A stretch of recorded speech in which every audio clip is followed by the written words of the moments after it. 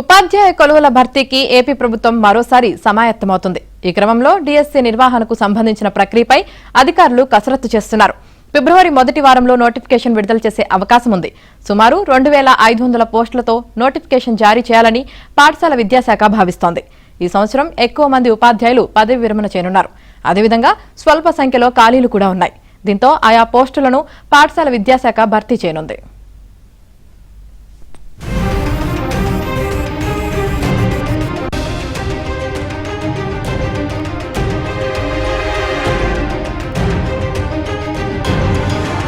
ఫిబ్రవరి మొదటి వారంలో నోటిఫికేషన్ విడుదల చేసే అవకాశం ఉంది. సుమారు 2500 పోస్టులతో నోటిఫికేషన్ జారీ చేయాలని పాఠశాల విద్యాశాఖ భావిస్తోంది. ఈ సంవత్సరం ఎక్కువ మంది ఉపాధ్యాయులు పదవి విరమణ చేయనున్నారు.